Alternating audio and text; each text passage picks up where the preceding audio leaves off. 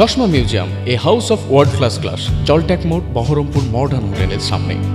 Strong room আশঙ্কায় তৃণমূল। রাতে Lord Sinha রোডের স্ট্রং রুম পরিদর্শন করলেন মুখ্যমন্ত্রী।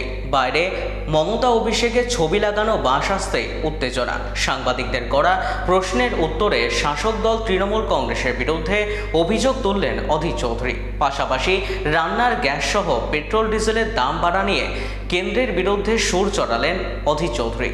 স্ট্রং রুম সব জেলাতেই আছে, আমাদের জেলাতেও আছে। স্ট্রং রুমের ভেতরটা সবসময় সিসিটিভিতে ডিসপ্লে হয়। আমরা দেখো মনে করি স্ট্রং রুমের অবস্থা কি, তাহলে সিসিটিভি দেখলে সেটা আমরা বুঝতে পারি। বাংলার মুখ্যমন্ত্রী কেন এই নাটক করছেন আমি জানি না। বাংলার মুখ্যমন্ত্রীকে মানায় এই ধরনের নাটক করতে। আমি পশ্চিমবঙ্গের মুখ্যমন্ত্রীকে তৃণমূলের নেতাদেরকে একটা ছোট কথা বলছি। এই পশ্চিমবঙ্গে পঞ্চায়েত ভোট হয়, মিউনিসিপ্যালিটি ভোট হয়। আপনাকে জানেন গত পঞ্চায়েত ভোটে এই মুর্শিদাবাদ জেলায় যেখানে ব্যালট বক্স থাকে, সেই বিডিও দপ্তরে সরকারি অফিসাররা নিজে ব্যালট বক্স খুলে সব ব্যালট ফেলে দিয়ে শুধু তৃণমূলের ব্যালটে ছাপ মেরেছে আর ঢুকিয়েছে। তৃণমূলের ব্যালটে ছাপ মেরেছে ঢুকিয়েছে। এটাতে বাংলার মুখ্যমন্ত্রীকে বলবো, আপনার নেতৃত্বে বাংলায় যে ভোট হয়, সেই ভোটে মানুষ মনোনয়ন পেশ করতে পারে না। সেই ভোটে মানুষ ভোট দেওয়ার হিম্মত অর্জন করতে পারে না। সেই ভোটে মানুষকে খুন হতে হয়। সেই ভোটে স্ট্রং রুম তো না, বিডিও অফিসের রুমটাই স্ট্রং রুম। সেই বিডিও অফিসে বিডিওর উপস্থিতিতে এসডিওদের জ্ঞাতার্থে, প্রশাসনের সব জ্ঞাতার্থে, তাদের সমস্ত কিছু তাদের জানা সত্ত্বেও সেখানটায় শয়ে শয়ে ব্যালট বক্স ছাপ মেরে ঢুকিয়ে দেওয়া হয়। তাও তো এটা ইভিএম।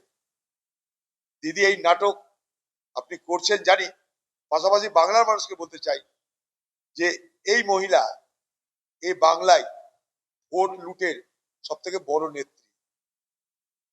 বাংলায় ভোট লুটে সব থেকে বড় নেত্রীর নাম মমতা ব্যানার্জি।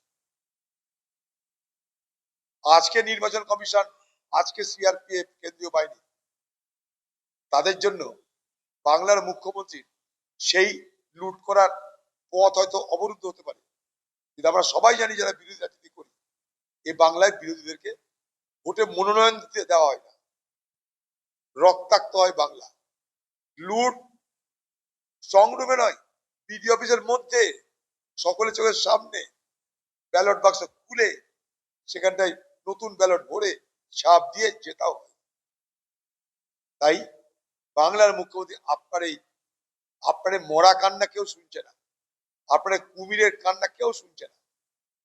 আপনি নিজে বাংলায় ভোট জালিয়াতি, ভোট লুটের নায়িকা। জোর করে ভারতবর্ষের সরকার দাম বাড়ানো রুখে দিয়েছিল, কারণ ভোট। এলপিজির দাম তো বাড়বেই, কারণ আমাদের যত এলপিজি লাগে তার 40% পারস্য উপসাগরীয় দেশগুলো থেকে আসে। সেখানটায় গন্ডগোল, ইরান, আমেরিকা, ইসরায়েল, হরমুজ প্রণালী অবরুদ্ধ, এলপিজি আসছে না, দাম তো বাড়বেই। কিন্তু সেখানে সরকারের দায়িত্ব কি?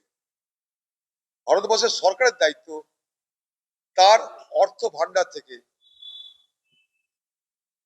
অনুদান দিয়ে আর্থিক মদত করে এই দাম বাড়ানোর রুখতে। কারণ এলপিজি আজ সাধারণ মানুষের জীবনের একটা অঙ্গাঙ্গী অঙ্গ। এলপিজিটা কোনো লাক্সারি নয়, এটা নেসেসিটি। ভারতবর্ষের সব মানুষ, প্রায় সব মানুষ তারা এলপিজি ব্যবহার করে। এলপিজির যদি দাম বাড়ে, তাহলে ভারতবর্ষের কোটি কোটি মানুষের আর্থিক ক্ষতি হবেই। তাই ভারত সরকারকে দাবি করব যে আপনারা সস্তায় দাম কমিয়ে এলপিজি সরবরাহ করার ব্যবস্থা করুন। যে টাকাটা খরচ হবে কেন্দ্র তা ক্ষতিপূরণ দেবে, অসুবিধা কি আছে? কেন্দ্রের কাছে তো টাকা আছে, সেই টাকা এলপিজিতে দাও, এখানে আদানি আম্বানিদের খাতির করা হয়, তাদের লসের সঙ্গে সঙ্গে পুঁজি পূরণ করে দেওয়া হয়, কিন্তু সাধারণ মানুষের যাদের এলপিজি ছাড়া চলে না তাদের দিকে কেউ তাকায় না।